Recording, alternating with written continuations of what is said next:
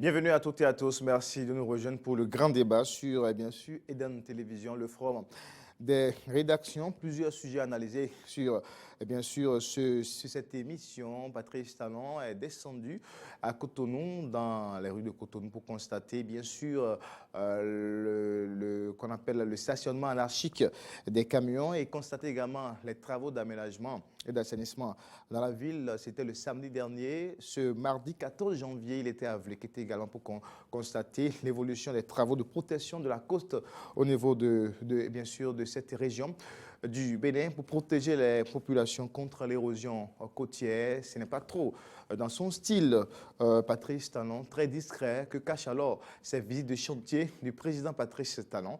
Nous allons donc nous allons en parler dans cette émission. Le vaudou ou les religions endogènes célébrées une fois encore au Bénin après 27 ans, bien sûr, de célébration. Qu'est-ce que le vaudou a apporté en tant que contribution au développement avec mes deux confrères qui sont sur ce plateau que vous allez découvrir dans un instant. Nous allons en parler et puis vous le savez très bien également au sein des Fosqueries pour un Bénin émergent, bien sûr l'union retrouvée en tout cas, la réconciliation retrouvée sous le leadership du président d'honneur du parti Boni Yayi et quelles vont être très bientôt les répercussions de cette réconciliation, en tout cas dans la vie du parti qui se prépare comme tous les autres partis en règle pour les prochaines élections municipales. Voilà donc les principaux sujets à développer sur cette émission du Forum de la rédaction. Encore une fois, bienvenue à toutes et à tous.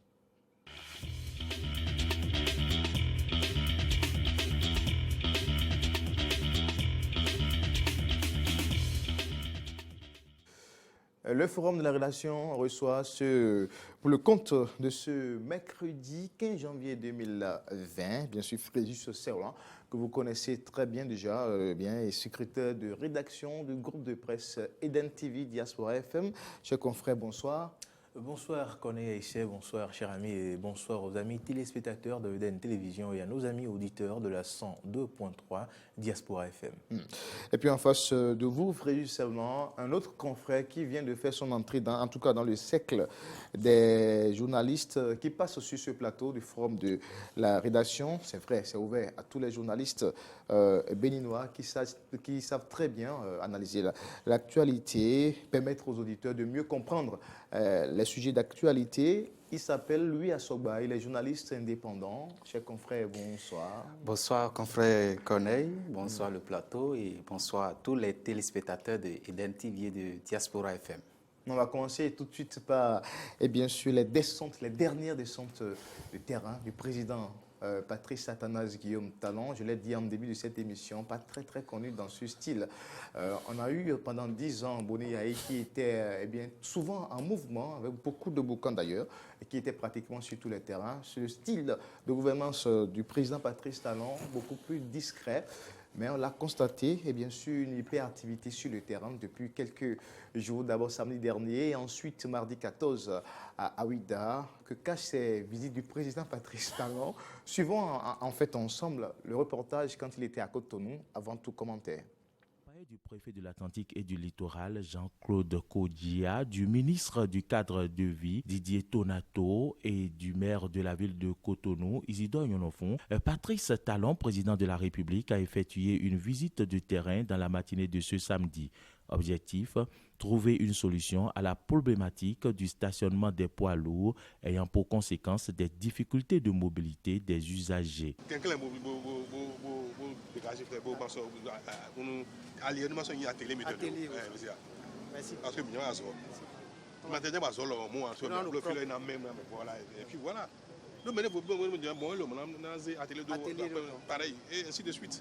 Didier Tonato, ministre du Cadre de Vie.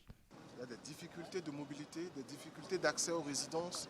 Le chef d'État a donné des instructions depuis 2 semaines. Nous sommes en train de travailler dessus. Et il y a quand même de la résistance.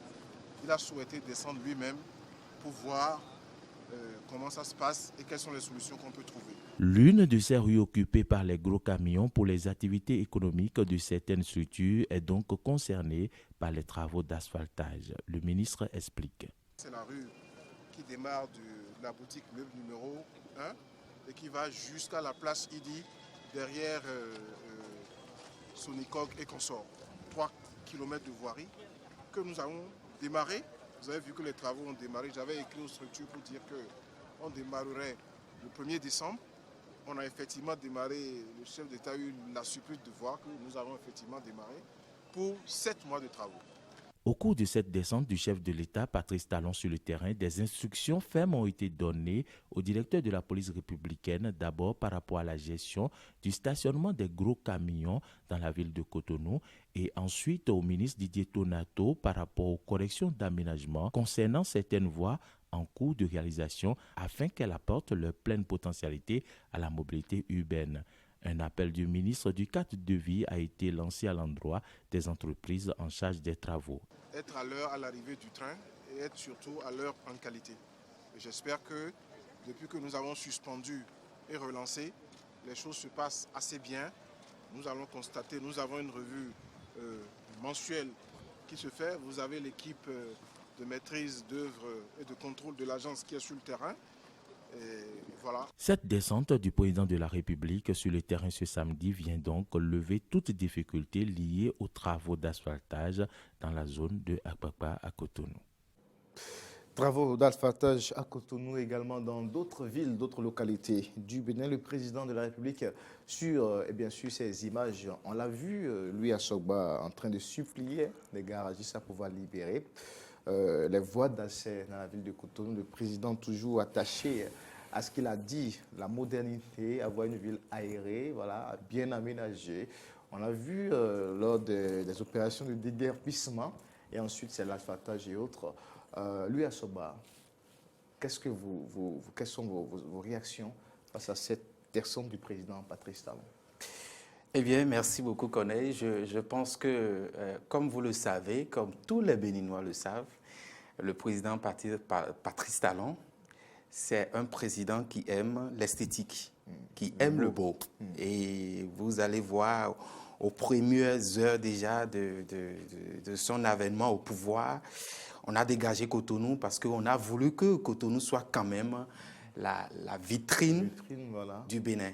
Et donc, son arrivée, sa descente, pour moi, c'est un événement qui vient en quelque sorte confirmer la volonté du chef de l'État de voir toujours Cotonou comme une métropole, de voir toujours Cotonou comme une ville phare, une ville qui pouvait donner la belle image du Bénin, et c'est ce qu'on a constaté hier. Et je pense que sa descente, c'est une voie autoritaire. Vous voyez, c'est vrai qu'entre-temps, le préfet a fait le travail, le ministre est en train de faire le travail, d'autres également, d'autres voies autorisées sont en train de faire le travail, mais il va falloir peut-être une voie plus autoritaire. Et cette voie autoritaire, vous allez constater, quand il est venu sur le terrain, on a constaté que des Béninois qui étaient là ont compris l'enjeu en réalité, la volonté du chef de l'État, cette volonté de voir vraiment la ville de Cotonou être une ville phare, et c'est ce qu'on a constaté. Bon, je ne trouve pas de surprise à cela, c'est quand même les bienvenus, c'est pour permettre de confirmer une fois encore que je veux quelque chose, je veux que ça se réalise comment on appelle, de façon concrète. Et c'est ce qu'on a constaté sur le terrain. Frédéric Servan. Oui, Corneille Aïssé, vous savez, ce projet phare de l'asphaltage dans nos villes, dans plusieurs villes du Bénin, c'est le président de la République qui l'a voulu, il l'a rêvé, il l'a conçu, et il est le premier responsable de ce projet. Il porte la responsabilité de la réalisation concrète de ce programme. Donc, c'est vrai, durant plusieurs mois, sinon plus d'un an, il est resté un peu caché chez lui ou à la présidence, fidèle à sa politique de communication. Il n'aimerait pas, il n'aime pas peut-être le populisme comme il a dit. Mais donc, il faut apprécier à juste titre cette descente puisqu'il porte la responsabilité de ce projet. À un moment donné, il fallait qu'il descende quand même pour constater lui-même, par lui-même, ce qui se fait sur le terrain, parce que vous n'êtes pas sans savoir qu'au Bénin, nos cadres, les rapports qui se font, les rapports qui sont faits à l'autorité et la réalité, entre ces deux bords-là, il y a un fossé énorme. Et le président Patrice Talon est bien conscient de cela. Il connaît le Béninois parfaitement. Donc, entre ces rapports-là, il a eu le temps de lire ces rapports. Oui, monsieur le président, le pays avance, les chantiers avancent, le chômage baisse, etc.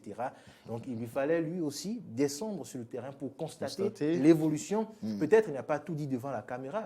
Il a su apprécier ce qu'il a vu et saura ce qu'il va faire une fois rentré. Ah, monsieur le ministre, ce que j'ai constaté, c'est pas ci, c'est pas ça. Donc, il faut voir cette descente dans ce sens-là, mais pas que. La coïncidence, heureuse ou malheureuse, de cette descente avec la veille des élections communales peut nous amener à dire qu'on est haïtien, que oui, on y va. Que le président est là dans des calculs politiciens, je vous devance, dans des calculs politiciens, et puisque vous savez, ce régime avec la population, ce n'est pas le grand amour, ce n'est pas la lune de miel non plus, et nous sommes à la veille d'élections. Et pourquoi vous dites que ce n'est pas le grand amour? Non, ce n'est pas l'objet du débat, mais vous le savez, je n'invente rien. Nous sortons à peine de la douleur des élections législatives qui nous ont conduit malheureusement à observer le départ précoce de certains Béninois qui ont protesté contre l'exclusion des partis d'opposition et l'exclusion de plusieurs partis.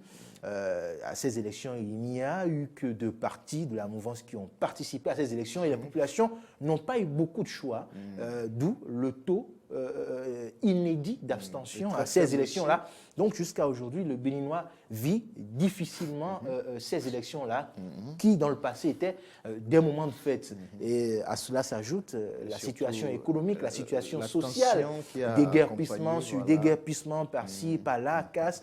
Cela a fait que la situation sociale et économique, les couches, les familles, vous savez de quoi je parle, vous êtes dans la population, vous entendez les cris de cœur. Donc ça fait que ce régime et la population, comme le citoyen béninois lambda pourrait le dire, ce gouvernement et la population font deux. Et donc, il était de bon ton, quand cette veille des élections communales, qui sont des élections vraiment cruciales, le président puisse quand même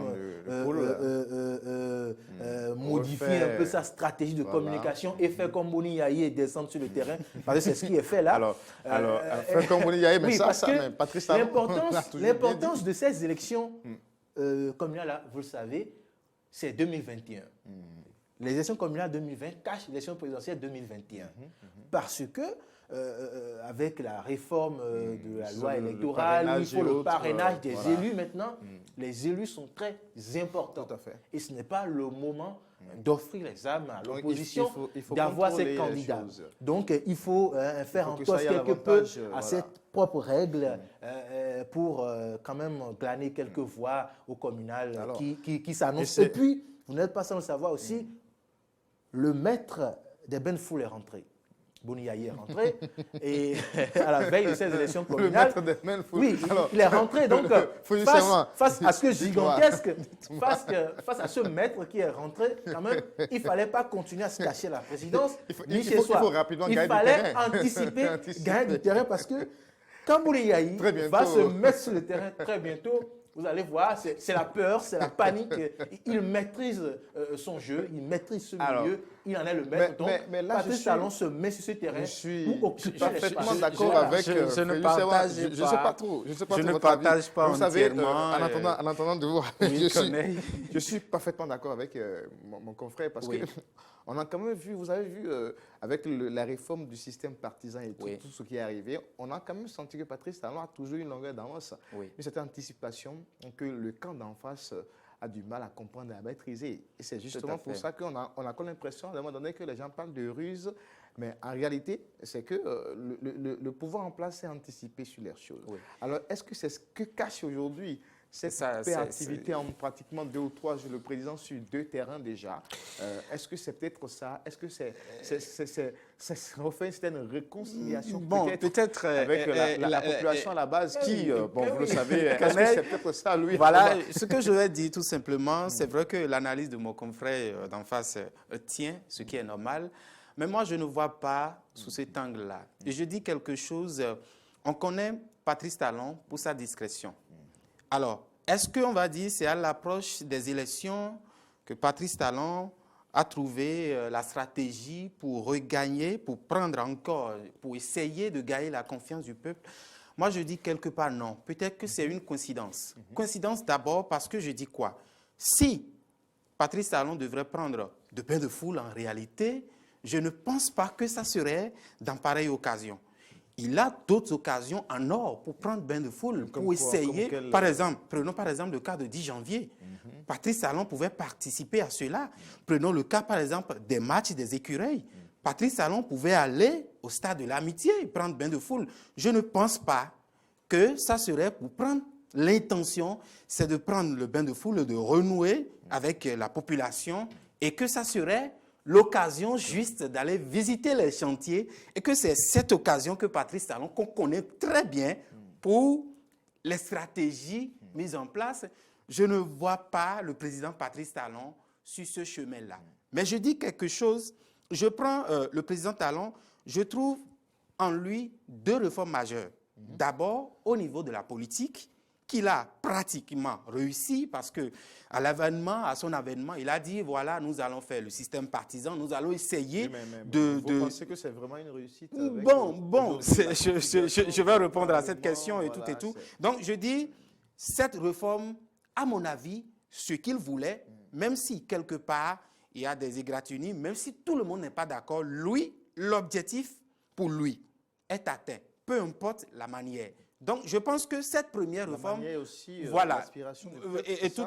Non, je ne peux pas accepter, nous sommes tous d'accord que cette réforme-là n'est pas acceptée de tout le monde. La preuve, mon confrère l'a rappelé tout à l'heure, que pour les élections législatives, qui, entre-temps, quand on parle d'élections au Bénin, c'est quand même une grande fête, mais quand on parle de 28 avril passé, c'est pratiquement la grande muette.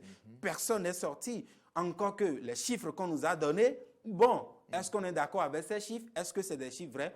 On n'en sait pas. Alors, à partir de ce moment, je dis, cette réforme-là, il a réussi, selon lui. Maintenant, la deuxième réforme majeure, c'est ce qu'on est en train de nous avancer, asphaltage par-ci, par-là. Qui est ça? Deuxième réforme majeure, rendre les villes plus belles et autres. Et je trouve que ce chantier, puisqu'il a constaté, comme mon confrère l'a dit tout à l'heure, à un moment donné, ce que le ministre dit au président, ce n'est pas forcément ce qui est sur le terrain. Donc, il va falloir peut-être qu'il descende sur le terrain pour constater lui-même. Alors, dire qu'il est venu sur le terrain pour essayer de gagner encore la confiance du peuple, je pense que si tel est le cas, la stratégie, l'occasion est très mal choisie. La preuve, vous avez vu dans les images, si c'était ce qu'on a l'habitude de voir quand un président sort, c'est quand même une grande foule. Et donc je dis, Patrice Talon lui-même sait qu'aujourd'hui, ce n'est plus la lune de miel entre lui et la population, c'est plutôt la lune de fiel, comme on a l'habitude de dire. À partir de ce moment, je dis, la stratégie, elle est mal choisie, si tel est le cas. Sinon, on a d'autres occasions où on peut avoir plus de population. Par exemple, le 10 janvier, je l'ai rappelé tantôt, à Grand Popo, à Ouida, c'était quand même du monde. Il y a un match des écureuils, peut-être, il y a du monde, ils pouvaient aller là. Donc je dis, ce n'est pas, ça ne peut qu'être une coïncidence. Sur ce point, rapidement, Colin Haïtien, pour arriver à conquérir les cœurs des citoyens, il ne suffit pas de sortir à n'importe quelle occasion le 10 janvier. Le 10 janvier pour le régime, qu'est-ce que le régime a fait dans le cadre du 10 janvier pour qu'on parle de réussite, pour qu'on mette ça sur le compte du régime? On parle de la popularité. On parle de la popularité, n'oublie pas. Si on veut conquérir les cœurs, il faut le faire autour d'un projet qu'on a envie d'endosser la responsabilité, le projet asphaltage, les chantiers. On veut voir le président autour de ces projets-là pour dire voilà ce qu'il a fait. Tout à fait. On n'a pas besoin d'avoir le peuple, les gens alignés tout le long du trajet du président. Je suis entièrement d'accord avec vous. On a juste besoin de voir le président initier ce projet-là, descendre pour constater ce projet, prendre ces images-là, et puis faire ce qu'on fait là, de la communication de masse, diffuser ça sur toutes les chaînes de télévision et montrer à la grande masse, oui, votre chef d'État Encore que qui a initié ces projets-là, Vérité, Patrice Talon vous s'est adressé à la population. projet pour Alors, votre je voudrais juste dire, justement, vous ne je savez pense pas ce qu'on peut-être attend que- par la communication politique. Peu importe le projet, l'essentiel, c'est d'avoir une masse Ah de non, c'est communiquer. Alors, Ah, chers je pense confrères, que- c'est peut-être aussi que Pas nous sommes en forcément. train d'aller un peu trop vite en besogne parce qu'il faut peut-être encore laisser un peu de temps pour voir quelles Tout vont à être fait. les autres descentes. Mais bien on l'a sûr, juste ça peut évoqué. commencer. On l'a évoqué peut simplement. commencer. Parce Bon. que vous voyez, quand déjà on voit au sein des partis aujourd'hui, surtout les deux blocs qui soutiennent le chef de l'État, on a vu déjà les adhésions, les cérémonies d'adhésion par-ci, par-là. Et puis également les dons, les descentes. Vous avez vu dernièrement, le fait de vos dons, on a vu quand même des partis qui sont allés offrir des Tout à dons. fait. Voilà. Donc tout ça là, les c'est rôles sont répartis. donc rôles sont- c'est ça va peut-être vraiment. voilà. Mais le wait and see alors. Wait and see. Attendons En de tout voir cas, un peu. je dis que ça va doit se être une passer. coïncidence. Alors, lorsque ce n'est que 2 sorties, j'attends peut-être 3e, 4e et d'autres occasions encore plus en or Pour mieux que apprécier. celle-ci pour mieux Voilà. apprécier Alors, que vraiment le chef de mais l'État est Félix descendu Savon pour a renouer avec évoqué, la population. a évoqué quand même un autre cas. Oui. Le retour de celui Du qui pape. Est-ce que vous voyez aujourd'hui foule. est-ce que vous voyez aujourd'hui Boni Yayi encore dans ce rôle-là? Bon, vous allez constater que j'ai l'impression que le chef de l'État, l'ancien président, qu'on connaissait hier, il a changé de posture en quelque sorte. Sinon, vous allez constater que il est rentré de façon discrète. Inaperçu. Pas de caméra, pas de fait. foule. Et puis après, c'est comme s'il est venu pour un objectif ponctuel qu'il a, jusque-là, il a déjà peut-être, comment on appelle, concrétisé, Réussi, réussi voilà, cela. amener la paix. À partir de ce moment, je ne pense plus un chef d'État, un ancien président dans une posture de bain de foule. Depuis un certain moment, j'ai l'impression que lui-même, il est en train de changer de stratégie. Peut-être que c'est une stratégie. Est-ce que le régime actuel a tétanisé complètement Boni Yayi? C'est de cela? Non, je Après ne pourrais après pas. les derniers événements. Écoutez, je ne Les pourrais pas 4 dire ça. Regardez quelqu'un qui est resté pratiquement 52 jours dans sa maison, sans sortir, qui est finalement sorti, mais pour revenir pour la première fois, il s'offre encore un bain de foule. À partir de ce moment, vous allez dire que il est tétanisé Alors, par ça serait impossible. Parce que l'habitude, c'est une seconde nature. En tout cas, on attend de voir Est-ce que ce si n'est pas il a reculer vraiment pour mieux changé. sauter Félix Savon? Ce n'est que le début, peut-être que cette rentrée discrète de Boni Yayi est liée aux clauses des négociations que nous ne connaissons pas forcément, parce que Boni Yayi est rentré pour parler après des négociations. D'abord avec la commission de la CEDEAO et avec cette loi qui lui permet de ne plus s'inquiéter par rapport à la question relative aux élections, aux violences qui ont émaillé ces élections, sinon les violences post-électorales à Kadian, etc. Donc, on n'a pas forcément connaissance des termes des négociations, etc. Tu rentres discrètement, sinon c'était 52 jours, prochainement c'est 102 jours. On ne sait pas, donc on saurait le dire. Donc, peut-être que ce sont les retombées là des négociations menées de main de maître par qui vous savez. Donc. Ou est-ce qu'on ne dirait peut-être pas que ce qui importe beaucoup à Boni Yayi pour le moment, c'est ramener la paix au sein de Au sein de sa famille politique. sa famille politique. Bien Est-ce que évidemment. peut-être pas ça? Oui, Finalement, sous son leadership. il faut voir de l'autre côté aussi, parce que ce que beaucoup de personnes ne voient pas actuellement, c'est que Boni Yayi et les FCBE sont en train de changer de stratégie. Ils sont en train de changer de stratégie parce que longtemps, la résistance et l'opposition n'ont rien donné jusqu'à l'heure actuelle.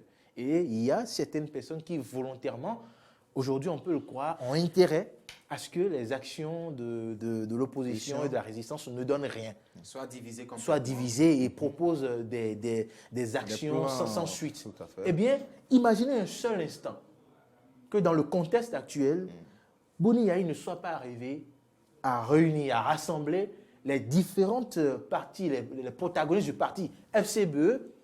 Qu'est-ce qu'on aura pour les communales? On n'aura aucun parti d'opposition, puisque les autres ne sont pas en règle. RE, USL, qui enregistrent des démissions, etc. Et on aura, bis repetita, des partis de la mouvance qui iront en cause des élections communales. Donc, Bouni Yahi, ce qu'il a fait est très important. Son rôle de leader qu'il a joué va permettre aujourd'hui aux citoyens de s'identifier à un parti d'opposition, de l'opposition, pour aller à ces élections communales-là. Oui. Si Bouni Yahi ne l'avait pas fait, les autres étant divisés pourront être très vite récupérés par la mouvance. On avait déjà vu les débuts. Plus personne ne croyait que SCB était de l'opposition. On parlait de El Romper, El Temps, et c'est l'El Romper qui avait le récépissé en son temps. L'El Romper était déjà soupçonné proche du pouvoir. Et donc, si Bouni Yahi n'arrivait pas à mener de main de maître cette réconciliation extraordinaire, ces élections communales-là seront une catastrophe à nouveau, seront une répétition des élections législatives. Et donc, Bouni Yahi a sauvé la situation en réconciliant avec FCBE, en donnant une alternative aujourd'hui aux citoyens béninois entre les 1000 partis d'opposition, pas 1000, quelques 3, 4, 5, et le seul parti d'opposition aujourd'hui légal qui puisse aller aux élections, les FCBE. Moi, je voudrais dire, au-delà de ce que mon confrère a dit, que cette réconciliation vise très loin. Pas seulement les communales de 2020, mais les présidentielles de 2022. Évidemment. Parce que le code électoral, le nouveau code électoral dit, pour être porté candidat pour les prochaines élections présidentielles, que ce soit le duo, tu dois recueillir 16 signatures. Les 16 signatures, on a encore précisé, 16 députés et ou élus communaux. À partir du moment où le parti FCBE, qui est en train de vouloir peut-être rêver ou bien qui est en train de vouloir avoir un candidat pour les élections présidentielles de 2021, doit forcément passer par les communales pour avoir des élus locaux. Parce que à l'Assemblée nationale actuelle, on n'a que 2 partis. Et il ne faut pas espérer avoir un député qui puisse peut-être trahir pour venir. C'est pas évident. La seule possibilité, oui, tout peut arriver, mais il ne faut pas, comment on appelle, avoir confiance en ces députés-là qui sont quand même très dociles envers leur leader. Donc, à partir de ce moment, FCBE a bien compris le jeu et il va falloir remercier Paul Romper, qu'on le veuille ou non, qu'on les traite ou non, parce que entre-temps, on les traitait de tous les mots. Ils sont des traites, ils sont des ci, ils sont des ça. Or, en réalité, c'était quand même un précieux sésame, ce récépissé-là. Parce qu'il va falloir regarder, supposons un instant que jusqu'à présent, FCB n'a pas un récépissé. Et que c'est maintenant, on est en train de constituer les dossiers. Ils ne l'auront plus. Et je ne pense pas que les autres partis qui se disent aujourd'hui, nous sommes des résistants, voilà, nous sommes si. Parce que nous sommes dans un pays, quand un régime vient, on fait avec la loi. La loi aujourd'hui dit, pour être reconnu légalement en tant que parti politique, il faut avoir un récépissé. Mais déjà qu'à partir du 28 avril, où on a été surpris, tout le monde presque, de ce qu'on ne devrait pas, certains partis politiques ne devraient pas participer à ces élections, la seule occasion, la voici, et FCBE a compris, et il ne va pas falloir faire ça dans la division. La seule chose à faire, c'est de réconcilier les protagonistes, et je pense que c'est une très belle voie que, comment on appelle, le président a choisi, l'ancien président a choisi, pour peut-être faire bloc. C'est vrai que Patrice Talon Boni a eu sur ce coup à démontrer encore toute sa sagesse. Alors, mais Frédéric Servoula a une question qui peut déranger un tout petit peu. Mais est-ce que tout ce boucan au sein de FCBE, crise, est-ce que cela ne répondait peut-être pas à un jeu? Bien évidemment. Aujourd'hui, à la lumière de ce que nous observons, moi, je peux dire que c'était une stratégie. Parce qu'il fallait sacrifier à tort bon, peut-être que c'est une stratégie des FCBE, parce qu'il fallait obtenir ce sésame-là, il fallait créer un semblant de division pour tromper le parti au pouvoir, pour faire croire que les FCBE, les Romper étaient déjà en train de se dissoudre dans la mouvance. Et puis, paf, retournement de situation, réconciliation, remise du récépissé à Bouni Yahi. Je pense très bien, ils ont déjà raison. Ça va paraître très, très facile quand on entendra quand même que oui, mais on a accepté de sacrifier. En fait, répondre à certaines conditions. Non, écoutez, vous voyez, il y a longtemps que les journalistes, les politologues disaient à l'opposition, à la résistance, qu'il fallait changer d'arme, face à ce régime-là, parce que les anciennes, comment on va dire, les anciennes armes ne marchaient pas forcément contre Patrice Talon et son gouvernement et son système, il fallait changer de méthode. Et Là, nous voyons un actuellement truc que qu'ils ne connaissaient pas à la maison, hein. l'opposition, sinon les FCBE, ont utilisé la ruse pour obtenir le récépissé en faisant croire que des membres ont été exclus, en faisant croire qu'il y a une aile qui est en train de se dissoudre dans la mouvance, et puis paf, Boni Yayi rentre, réconciliation, ils ont les récépissés, ils vont aux élections. Je crois que là, il faut saluer cette stratégie. Moi, je les soupçonnais depuis, parce que vous allez constater, dans l'habitude du chef de l'État, de l'ancien président, j'allais dire, Boni Yayi, quand quelque chose se passe au sein du parti, il lève le ton le plus tôt possible. Mais lorsque Paul Houmpé et ses siens ont commencé avec cette histoire de récépissé, mais Yayi Boni n'a pas pipé mot. Il n'a pas pipé mot. Et à un moment donné, des gens ont commencé par le soupçonner, même pour dire il est en train de soutenir peut-être, comment on appelle, en griffe, les traites. Voilà. Mais à un moment donné, voilà quelqu'un qui rentre, tout porte à croire que c'est un jeu, tout porte à croire que voilà quelqu'un qui a une stratégie donnée. Il faudrait également trouver la même stratégie. Parce que lorsque vous avez un ennemi en face qui a peut-être plusieurs méthodes pour vous rouer, pour vous dribbler, à un moment donné, vous devez chercher encore les mêmes armes pour faire avec. C'est comme les Ivoiriens le disent, si quelqu'un fait semblant de mourir, il faut faire semblant de l'enterrer.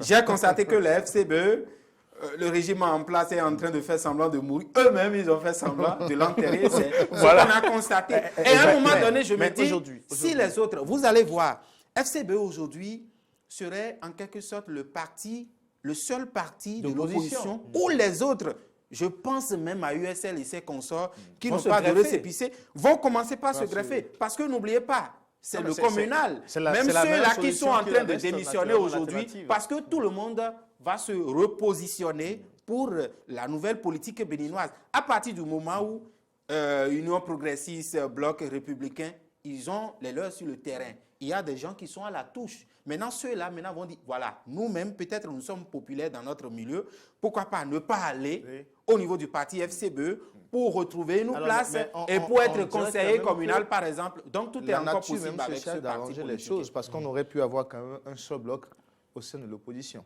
Aujourd'hui, si on a pratiquement un seul parti d'opposition, les Forces Courrier pour un Bénin émergent, pourquoi les autres qui sont dans l'informel aujourd'hui n'allaient pas rallier ça peut arriver effectivement.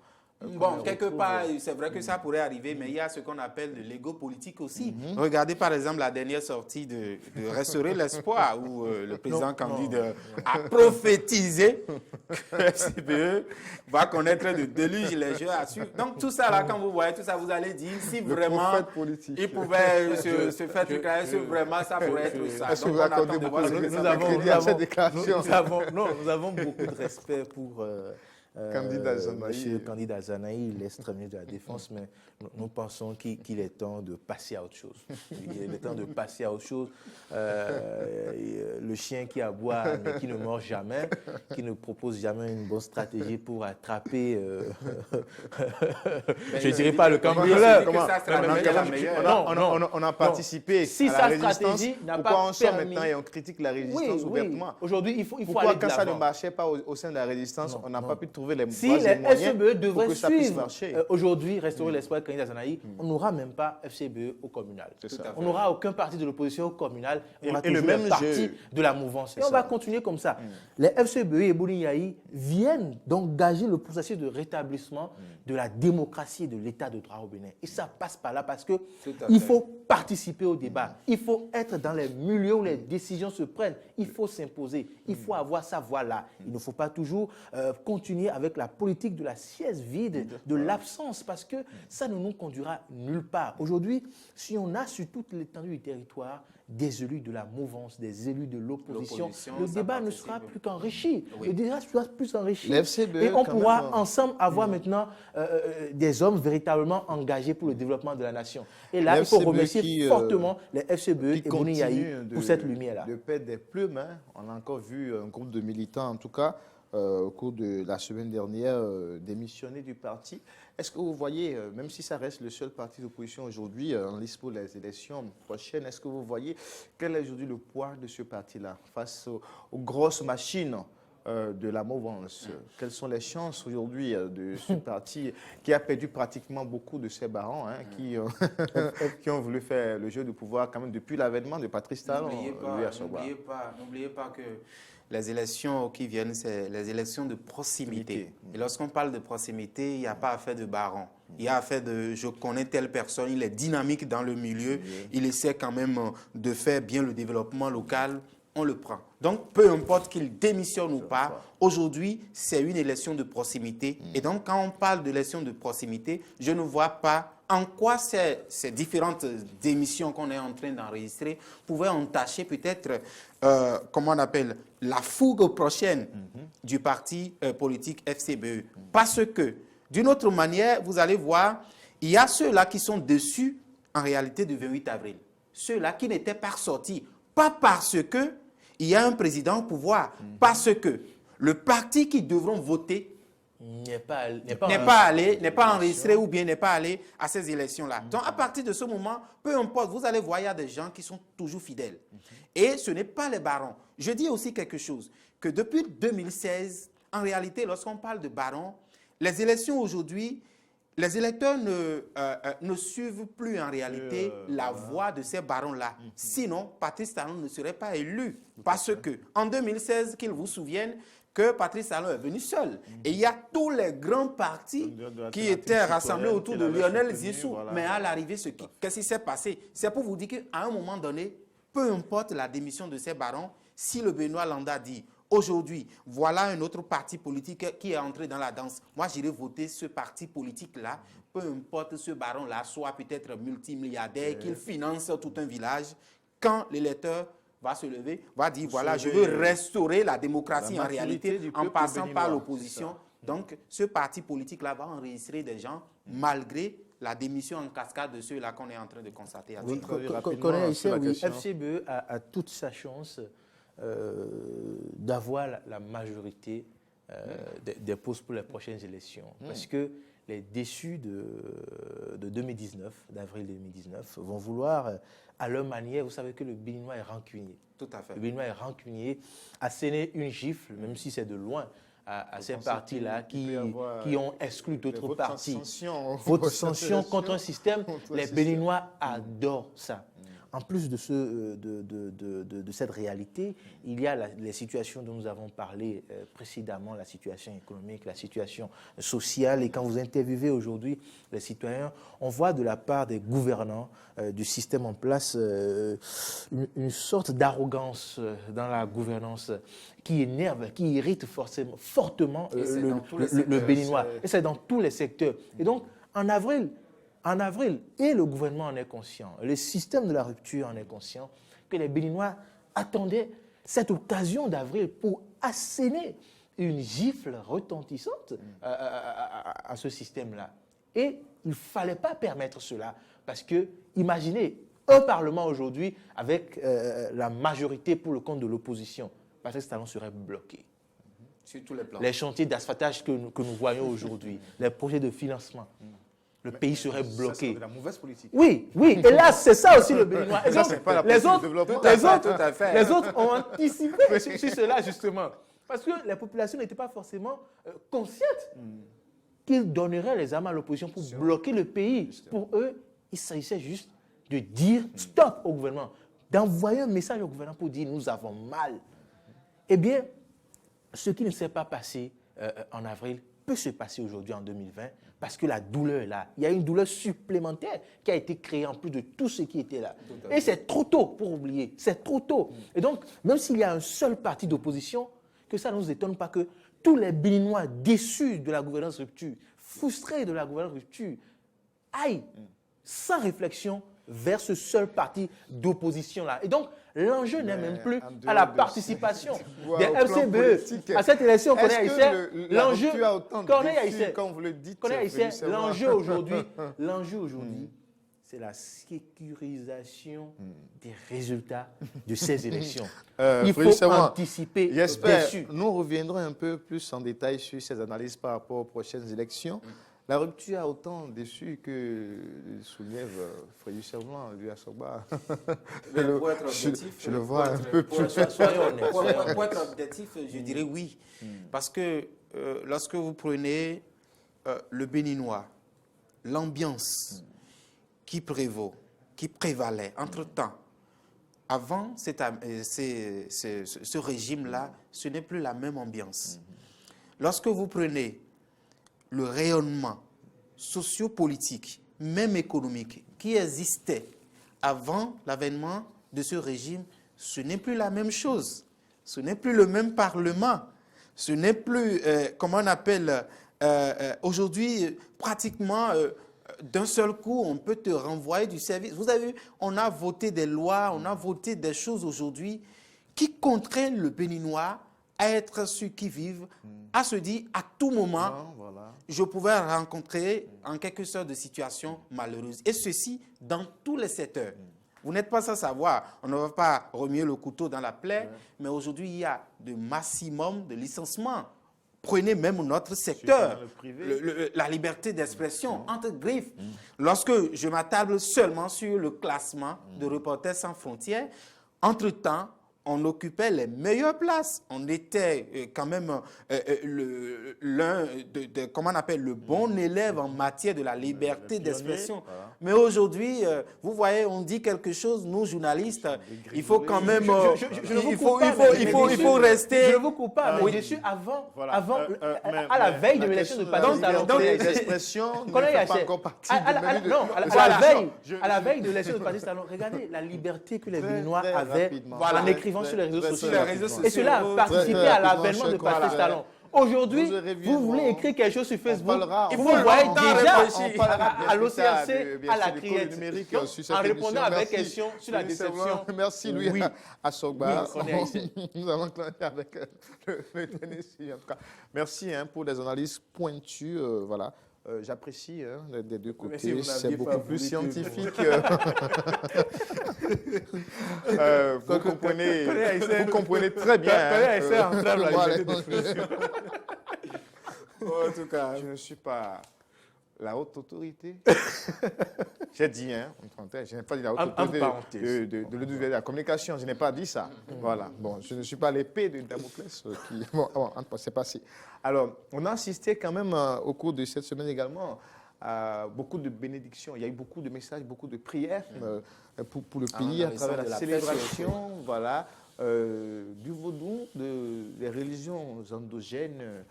Ça fait pratiquement 27-28 ans de célébration. Lui, à Sogba, le vaudou a-t-il contribué, comment apporter quoi concrètement au développement du Bénin? Bon, je ne suis pas mieux placé pour le dire, je ne suis pas un journaliste de culture, voilà, spécialiste des questions de vaudou. Mais je pense qu'on a évolué. On a évolué sur cet aspect-là, parce que lorsque je prends les images des toutes premières éditions, je suis en train de faire un travail sur ça. Vous allez constater que de plus en plus, il y a des gens à l'international qui s'intéressent à la chose. Quand je vois des Blancs venus d'Europe, d'Asie et autres, qui spécialement pour le 10 janvier, quand je vois des Blancs, enfin des étrangers venir assister à la célébration, je me dis quelque part, ça a commencé par prendre. Même si on a déjà connu plusieurs éditions, mais de façon... comment on appelle, ce n'est pas ce que nous sommes en train de vouloir. Parce qu'au départ, l'intention du président Nicéphore Dieudonné Soglo qui a restauré cela, c'était pour permettre restituer, voilà, c'était pour valoriser notre culture. Mais à un moment donné, c'est vrai, vous allez voir de gauche à droite, nous sommes dans un pays laïque où il y a plusieurs religions, où on dit, voilà, c'était religion, c'est satanique et autres. Et tout ça là, participe au freinage en quelque sorte de cette valorisation. Mais au-delà, tous ceux-là qui ont compris qu'aujourd'hui, nous ne devons pas prendre le plan culturel de la chose, mais plutôt le plan culturel. Parce que Sur le plan culturel, c'est quand même valorisant de voir le Bénin, grand carrefour en quelque sorte de la fête de Vodou, parce que le Vodou, ce n'est pas seulement au Bénin. Il y a des pays héritiers. Quand on prend Haïti, le Brésil, les Martiniques, quand vous regardez dans les films, vous allez voir quand même tout ce qui a rapport avec le Vodou. Donc aujourd'hui, seul le Bénin, qui est quand même le berceau, a institué cela et tout le monde vient en quelque sorte pour célébrer cela. Je pense que petitement, nous sommes en train de vouloir instaurer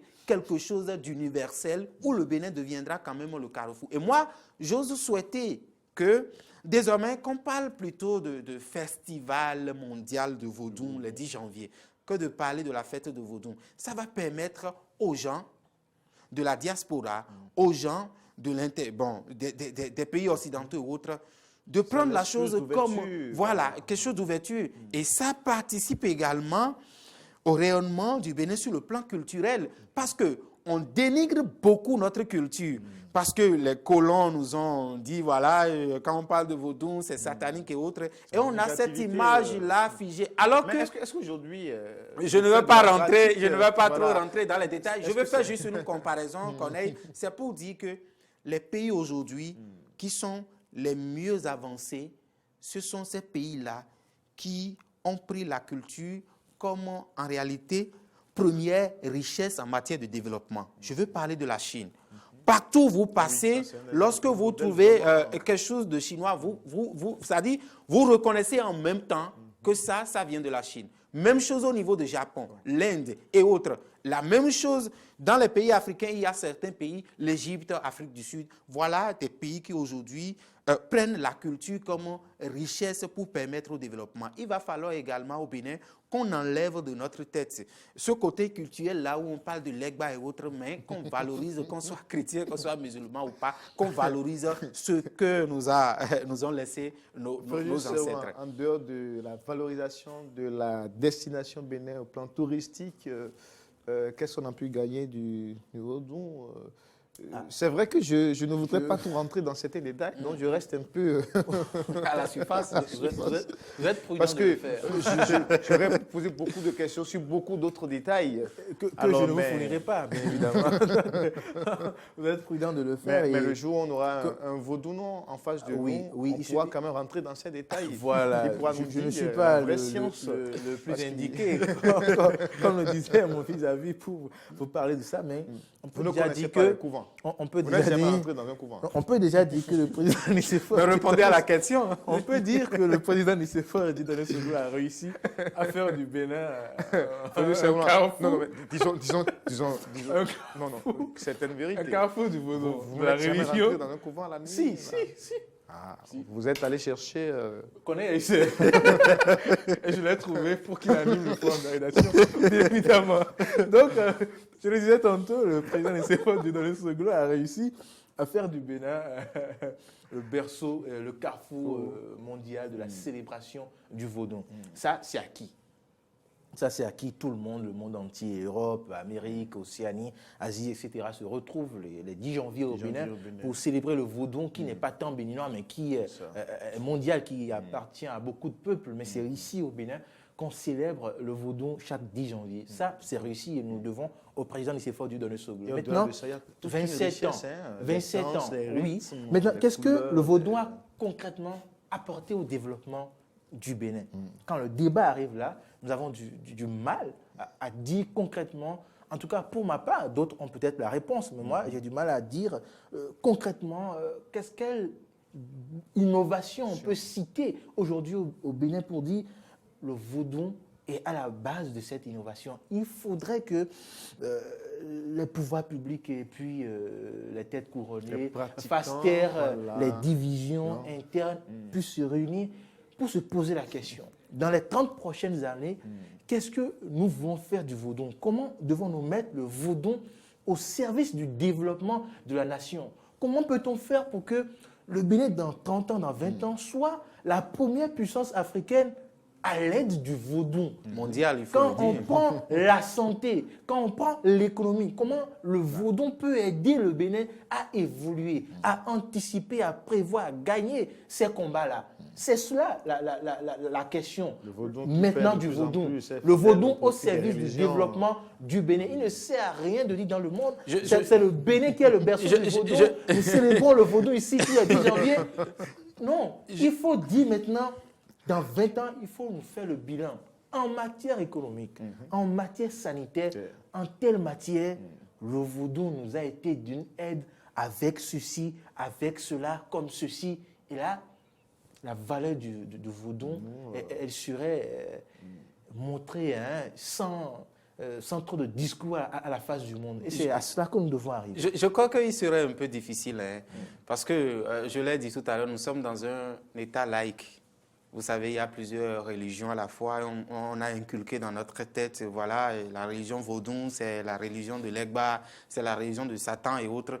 Donc, à partir de ce moment, vous voyez, il est difficile même pour une autorité chrétienne d'assister à la fête, à la célébration. Ce n'est pas comme notre papa à bain de foule, je veux parler de Griffe et Yaïboni, qui chaque 10 janvier fait... Donc, à partir de ce moment, je dis, il serait difficile. Parce qu'aujourd'hui, lorsque vous constatez dans le monde, il y a certains pays qui sont figés par rapport à une seule religion pour évoluer. Et à partir du moment où il y a une petite religion à côté, ceux-là qui pratiquent cette religion sont persécutés. Je veux parler des Ouïghours, par exemple, il y a avec et beaucoup autres. d'exemples. À partir de ce moment, il serait vraiment difficile du moment où le vaudou, ce n'est pas la religion principale du Bénin qui pourrait contribuer à ce développement. Ce qu'on peut faire, c'est de le classer peut-être, c'est de classer cette religion-là sur le plan culturel. Je l'ai dit tout à l'heure, sur le plan culturel, et essayer de tirer à profit tout ce qui a rapport avec la culture, tout ce qui a rapport également peut-être avec le tourisme. Pourquoi pas ne pas ériger peut-être des monuments, des choses. Aujourd'hui, lorsque vous prenez Temple Python de Ouida, des gens défilent pour venir regarder. Donc, à partir de ce moment, je dis, c'est ce côté-là qu'on peut prendre. Mais prendre la religion de façon générale pour dire que ça peut contribuer au développement, il serait difficile dans un État laïque. Donc, continuer la promotion sur le plan culturel. Sur le plan culturel, vaudou. surtout. Mais également sur le plan culturel, il faut discipliner les brebis galeuses qui sont dedans, qui utilisent le vaudou pour faire Mais du mal. écoutez, qui veut Il y en a beaucoup, discipliner? il y en a beaucoup. Qui veut discipliner? Les sages, les Quels religitaires sages? qui sont dedans. Il serait... Donc, vous savez, dans notre Il serait- métier, il par serait- exemple, chez nous, Oui. il faut assainir la corporation, donc Tout les à brebis fait. galeuses, il faut... Alors, c'est la même chose. Vous Quand on savez, prend également les chrétiens, les ce pasteurs, il y en a côté- aussi qui sont vraiment indélicats. Vous parlez de Mais dans le la vaudou corporation, aussi. c'est plus physique. Vous me voyez, je vous vois, on se voit. Si je commets une bêtise au plateau, à la sortie, vous allez dire, mais si vous prenez le côté mystique dans ce domaine, il serait difficile. Il n'y a pas un tribunal de sorcellerie au Bénin. Donc, et tout ça, il serait vraiment difficile quand Le même. vaudou n'est pas que mystique. Le vaudou n'est pas que mystique. Oui, tout à fait. C'est un ensemble dans lequel on retrouve des branches liées à la santé, Oui. à l'économie, À au l'économie. développement. C'est pour Tout ça que à je disais fait. tantôt qu'on doit implémenter toutes ces réalités du vaudou qui ont aidé dans le passé nos rois à avancer, les intégrer Mon dans confrère, les ça ne serait politiques pas, de ça ne serait développement. pas accepté de tout le Ça- monde. ça reste- Ne dites pas, Oui. par exemple, à un chrétien s'agit- qui devrait aller prendre peut-être des feuilles pour pouvoir essayer mais de, le chrétien, de- c'est de quoi? remettre- Le chrétien de- qui de prend- remettre, de- Non, de- non, de non, c'est chercher- ça. C'est ce travail-là, cher la ami. question- C'est Il serait ce un peu travail, difficile. c'est ce la travail question de la qu'il faut croyance, faire. de la foi. C'est La ce question travail de la croyance, qu'il faut la faire, question de la qu'il faut foi, faire dans la c'est tête. vraiment difficile. Attendez, c'est ce travail qu'il faut faire dans la tête des gens. Le chrétien qui dit il prend des médicaments, etc. Comment on fabrique ces médicaments, il ne sait pas. Donc on te dit telle plante, il faut l'utiliser, tu vas crier vaudou. Non, c'est pas interdit à un Non. chrétien d'utiliser les plantes. Voilà, il faut. tisanes. C'est-à-dire, le Mais dès lors vaudou, que le vous vaudou, prenez comme la- le disait la un plante, internaute, c'est que le vaudou a ça tellement doit été être fait- pacifique ça doit, qu'il a il accepté faut que faire les juste autres ça de religions certaines s'installent formules magiques, c'est en pour ce moment pouvoir que, ensuite se faire humilier et insulter. Le vaudou a tellement été pacifique de bon cœur qu'il a laissé les autres religions s'installer pour l'insulter, l'humilier après. Faut enlever ces Est-ce que c'est parce que le ces vaudou était réflexions pacifique que dans les la autres se tête. sont... Bien sûr. Ou c'est parce que le mauvais côté du vaudou a fait fuir beaucoup qui sont allés vers les autres religions? Ça, il faut faire il faut faire un travail les de études, recherche. voilà. Je ne pourrais rien confirmer ici. En tout cas, beaucoup de vérités ont été dites sur ce plateau à propos, bien sûr, du vaudou, de la Et des célébration questions du 10 pièges. janvier au Et des questions Bénin. pièges. Merci à vous. Avec René Haïssé qui vous donne rendez-vous au couvent ce soir. Ah non, pas du tout. À l'église. À l'église. Au couvent. Aujourd'hui, c'est mercredi. À 19h tout de suite. Il est déjà 19h, donc on ira à l'église tout de suite. Je vous invite au couvent. Non. Merci. Merci. Nous allons nous revoir à la rédaction, c'est mieux. Merci, Frédéric Serroulan, merci pour vos analyses. Merci, Louis Assogba, journaliste indépendant. Frédéric Serroulan, secrétaire de rédaction du groupe de presse Eden TV Diaspora FM. Igor Ontondi a assuré la réalisation, Chimène Claudia Dossou au son et puis Romaïk Débouché à la caméra. Toute l'équipe de production, vous remercie d'avoir suivi cette émission. Forum de réalisation, au revoir et à très bientôt.